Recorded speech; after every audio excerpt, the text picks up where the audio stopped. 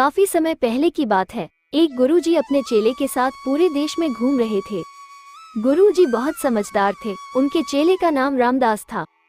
तो घूमते घूमते वो एक शहर के बाहर पहुँचे। आज पूरा दिन हम चलते ही रहे हैं रामदास। अब कुछ दिन इसी शहर के बाहर रहेंगे। तुम एक काम करो, शहर में जाओ और खाने पीने का सामान ले आओ। यहीं पर बनाएंगे, खाएंगे और भगवान का भजन करेंगे। जी गुरुजी, लेकिन एक समस्या है। आप तो जानते ही है कि पिछले कुछ दिन से हमें दान में ज्यादा पैसे नहीं मिले हैं। जो थे उनमें से भी पहले ही काफी खर्च हो गए हैं। अब तो थोड़े से ही पैसे बचे हैं, उनमें पूरा सामान नहीं आ पाएगा। हाँ मैं जानता हूँ रामदास, ज्यादा पैसे नहीं बचे हैं, लेकिन जो है उसी में काम चलाना पड़ेगा। इसलिए तुम जाओ और इन पैसों में जितना भी सामान मिल सके ले आओ। जी गुरुजी, मैं जाता हूँ। अरे रामदास, तुम्हारे पास तो इतने भी पैसे न थे कि आज के लिए खाने का पूरा सामान आ सके, लेकिन तुम तो कई दिन का सामान लेकर आ गए। इतने पैसे तुम्हारे पास कहाँ से आए? अरे गुरुजी, ये तो बड़ा ही अजीब शहर है। यहाँ तो सब सामान बहुत ज्यादा सस्ता मिलता है और हर चीज का एक ही दाम है, चाहे कोई भी सब्जी हो या फल हो या आटा या फिर घी हो। सब सामान एक ही दाम में मिलता है और बहुत ही सस्ता भी मिलता है। मेरे पास तो बहुत थोड़े ही पैसे थे, उनमें ही इतना सारा कई दिन का सामान आ गया और फिर भी कुछ पैसे मेरे पास बच गए। इसलिए मेरा कहना है गुरुजी, हम यही रहने लगते हैं, यही डेरा जमा लेते हैं। नहीं नहीं रामदास, ये तो अंधेर नगरी चौपट राजा है।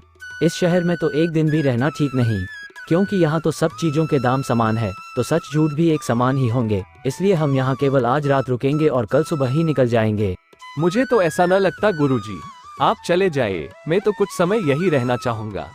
ठीक है, जैसी तुम्हारी इच्छा रामदास, तुम यहाँ रुक सकते हो। मैं तो कल निकल रहा हूँ, लेकिन सावधानी से रहना, क्योंकि यहाँ कभी भी कोई बड़ी मुसीबत आ सकती है।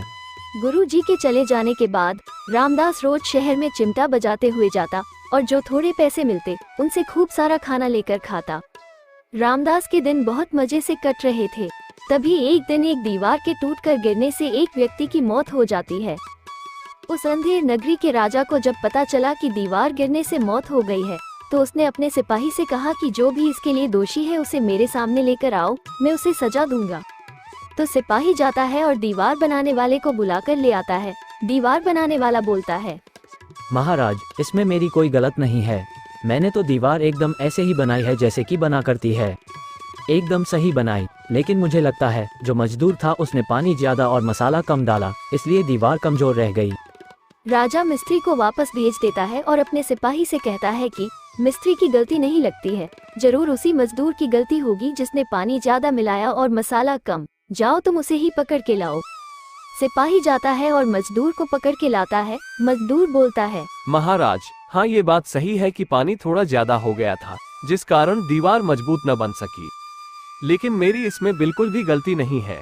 दरअसल हुआ ये कि शहर में एक रामदास नाम का नया साधु आया है। जब मैं मसाले में पानी डाल रहा था तो वो तेज चिमटा बजाते हुए रास्ते से निकला। उसके चिमटे की आवाज सुनकर मेरा ध्यान बढ़ गया और मसाले में ज्यादा पानी डल गया। अगर वो उस समय चिमटा न बजाता तो मैं एकदम सही से पानी डालता, इसलिए पूरी गलती उसी की है। सुनो सिपाही, ये मजदूर सही कह रहा है। न वो रामदास चिमटा बजाते हुए रास्ते से जाता और न ही इस बेचारे मजदूर का ध्यान भटकता और न ये मसाले में पानी कम मिलाता और न ही दीवार कमजोर बनती। इसलिए वो साधु रामदास ही दोषी है। तुम उसे पकड़ के लाओ। देखो रामदास, तुम कल रास्ते से चिमटा बजाते हुए जा रहे थे, जिस वजह से एक मजदूर का ध्यान भटक गया और उसने मसाले में पानी कम डाला, जिससे दीवार कमजोर बनी और उस दीवार के गिरने से एक मौत हो गई। तो इस तरह इस हत्या के दोषी तुम होते हो, तुम्हें सजा मिलेगी। लेकिन महाराज, इसमें मेरी क्या गलती? मैं तो रोज ही वहाँ से चिमटा बजाते हुए निकलता हूँ। कल भी ऐसे ही निकला था। मेरी क्या गलती है? मुझे माफ कर दीजिए। तो तुम मान रहे हो कि तुमने ही चिमटा बजाया और तुम माफी भी मांग रहे हो। इससे साबित होता है कि गलती तुम्हारी ही है और हमारे राज्य में हत्या की सजा मौत ही होती है, इसलिए मैं तुम्हें मौत की सजा देता हूँ। सिपाही, इसे ले जाओ और कल को इसे फांसी पर चढ़ाने की तैयारी करो। रामदास ने खूब अपनी सफाई दी, लेकिन वो और लोगों की तरह दूसरों पर इल्जाम न डाल सका। राजा ने उसकी एक न सुनी और अब रामदास पछता रहा था कि उसने अपने गुरुजी की न सुनी। वो सही ही कह रहे थे कि ये तो सच में अंधेर नगरी है, मैं तो अब मारा ही गया। रामदास को फांसी दिए जाने की खबर पूरे शहर में फैल गई।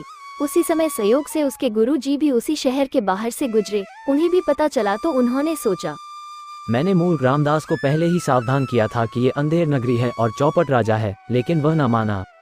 लेकिन चेला तो मेरा ही है, इसलिए उसे किसी न किसी तरह बचाना ही पड़ेगा। चलो राजा के पास जाता हूँ। प्रणाम महाराज, मेरा आपसे निवेदन है कि इस रामदास को फांसी मत दीजिए, इसकी जगह पर मुझे फांसी दीजिए। कमाल है, कोई भी मरना नहीं चाहता, तुम इसकी जगह पर आखिर क्यों मरना चाहते हो? मुझे तो तुम्हारी बात सुनकर बड़ी हैरानी हो रही है। ये गूढ़ रहस्य की बात है महाराज, आप जानकर क्या करेंगे? आप तो बस जल्दी से जल्लाद को आदेश दीजिए कि रामदास को हटाए और मुझे फांसी पर चढ़ाए। अब तो मेरी उत्सुकता और बढ़ गई है, तुम्हें मुझे वह रहस्य बताना ही होगा।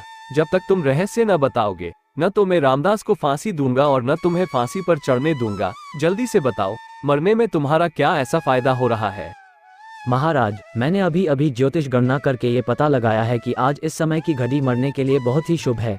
आज इस घड़ी में जो मरेगा वह सीधा स्वर्ग जाएगा, इसलिए जल्दी कीजिए, मुझे फांसी चढ़वाइए ताकि मैं सीधा स्वर्ग जा सकूं।